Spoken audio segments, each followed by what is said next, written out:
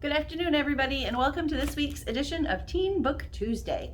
My name is Lorie, and I'm the teen librarian at Manlius Library. And today I've got another stack of new books that I'm just going to kind of tell you about and read the blurbs instead of going into a deep dive of of one or two books. I'm just going to tell you about a bunch of books, and you can decide for yourself what you think you might want to read. We're going to start with one called If I Tell You the Truth by Jasmine Cower. And it's got a beautiful cover. And it's got a poem on the back, but the title of the poem is This Isn't a Poem. This isn't a poem. Instead, it's an obituary for the girl I used to be. The girl who belonged to everyone but herself. The girl who swallowed her heart and bit her tongue. The girl who would have never dared to run. If I tell you the truth, that I've dug from the hardened depths of this shrapnel-filled dirt with these aching, bloody hands, would you believe me? Would you still love me? In a world that intentionally silences the voices of its most marginalized communities, what does it take to be heard? Kiran leaves her home in Punjab for a new start in Canada after a sexual assault leaves her pregnant. But overstaying her visa and living undocumented brings its own perils for both her and her daughter Sahara. Sahara would do anything to protect her mother. When she learns the truth about Kiran's past, she feels compelled to seek justice, even if it means challenging a powerful and dangerous man. In this stunning sophomore novel, acclaimed writer Jasmine Cower uses prose, poetry, and illustration to explore trauma, fear, courage, community, and the healing power of love in its many forms. And it sounds just beautiful. This is her book. This is her book. This is also her second book. Her first one is When You Ask Me Where I'm Going, and that's If I Tell You the Truth by Jasmine Cower. Next, The Knockout. And that's by Sajni Patel. I hope I said that right. Sajni Patel. If 17-year-old Karina Thacker is going to alienate herself from the entire Indian community, she might as well do it gloriously.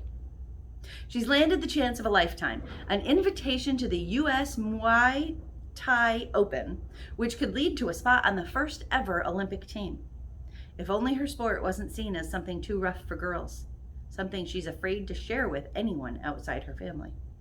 Despite pleasing her parents, excelling at school, and making plans to get her family out of debt, Karina's never felt quite Indian enough, and her training is only making it worse, which is inconvenient, since she's just started to fall for Amit Patel, who just might be the world's most perfect Indian. Admitting her feelings for Amit will cost Karina more than just her pride.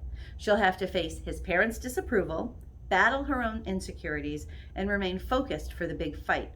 Karina's bid for the Olympics could very well make history if she has the courage to go for it. And that's The Knockout by Sajni Patel. That sounds great. Next up, something completely different by Sean David Hutchison, who has written some really fabulous books like We Are the Ants, At the Edge of the Universe, The Past and Other Things That Should Stay Buried, and Brave Face. This is his new one. It's called A Complicated Love Story Set in Space. Let's see. When Noah closes his eyes on Earth and wakes up on a spaceship called Curiosity just as it's about to explode, he's pretty sure things can't get much weirder. Boy, is he wrong. Also trapped aboard Curiosity are DJ and Jenny, neither of whom remember how they got on board the ship. Together, the three face all the dangers of space, along with murder, aliens, a school dance, and one really, really bad day. But none of this can prepare Noah for the biggest challenge, falling in love. And as Noah's feelings for DJ deepen, he has to contend with not just the challenges of the present, but also with his memories of the past. However, nothing is what it seems on Curiosity, and the truth will upend all their lives forever.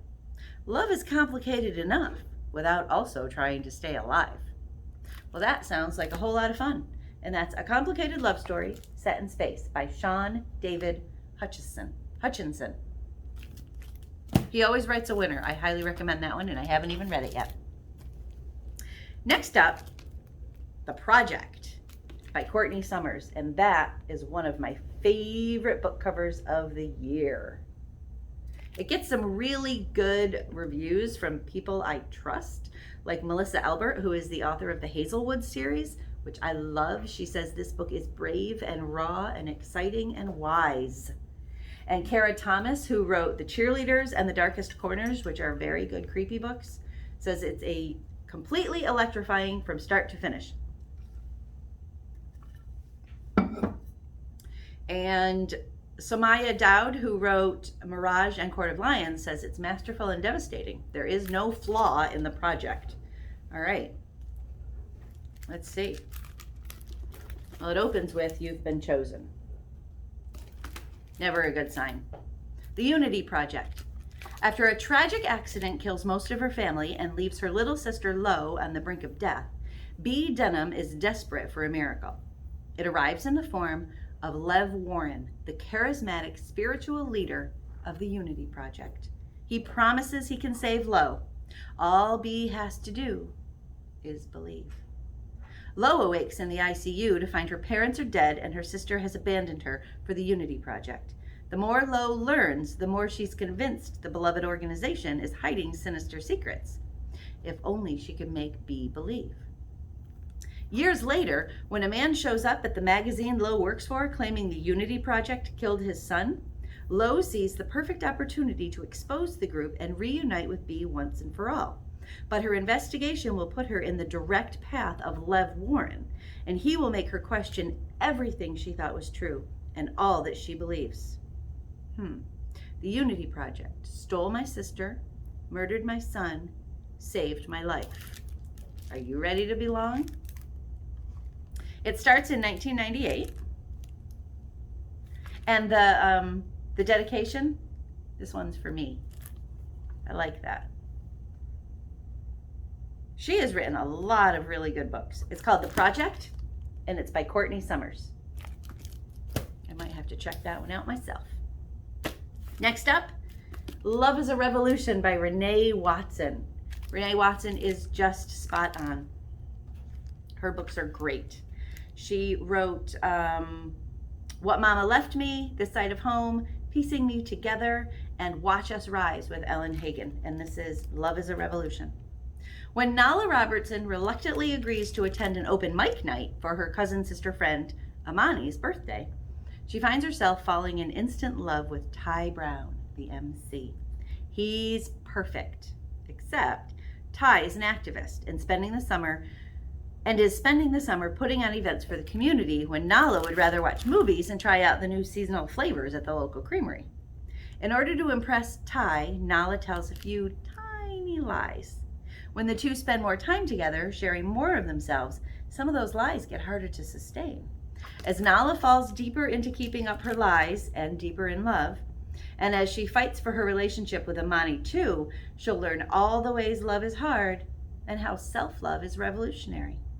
In Love is a Revolution, the ultimate love story is not only about romance, but also about showing radical love to the people in your life, including to yourself.